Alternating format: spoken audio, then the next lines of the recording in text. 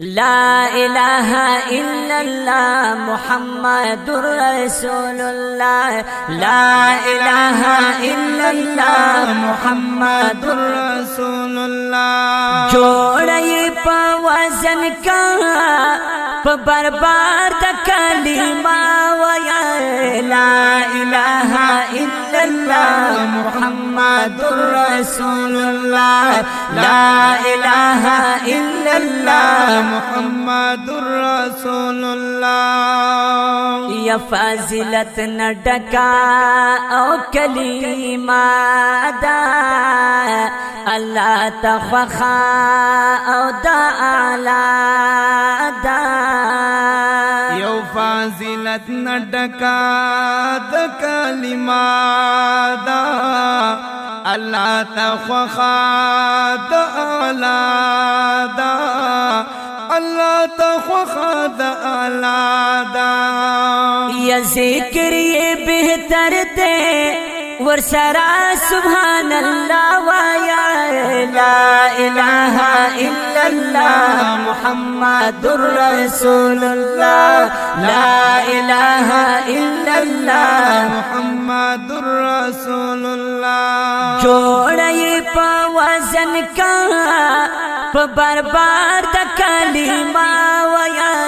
لا الہ الا اللہ محمد رسول اللہ لا الہ الا اللہ محمد رسول اللہ وزمون خوگ پیغمبرا اللہ تخوخ یہ جلوہ گرا اللہ تخوخ یہ جلوہ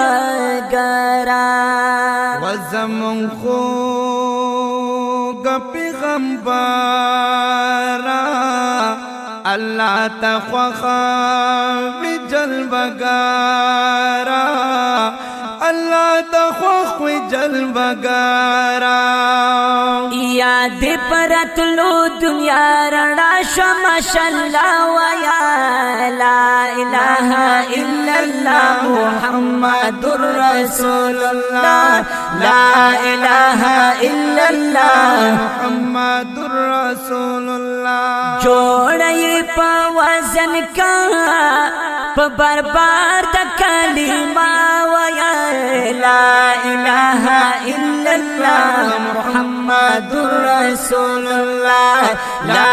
الہ الا اللہ محمد رسول اللہ شکر دے شکر مسلمان یو دا پاک نبی مونگو متیان یو دا پاک نبی مونگو متیان یو شکر دے شکر مسلمان یو دا پاک نبی مونگو متیان یو دا پاک نبی مونگو متیان یو یاد طیب خلق زور ولد وکیا وایا لا الہ الا اللہ محمد رسول اللہ لا الہ الا اللہ محمد رسول اللہ جوڑی پا وزن کا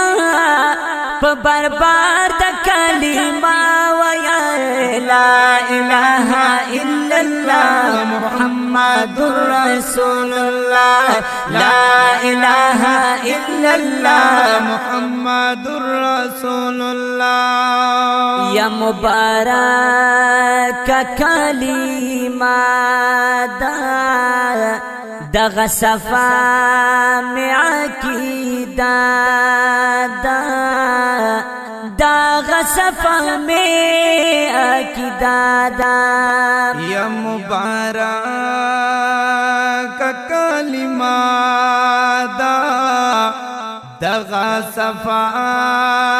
میں عقیدہ دا دغ صفا میں عقیدہ دا یا وحید اللہ خاور بہارا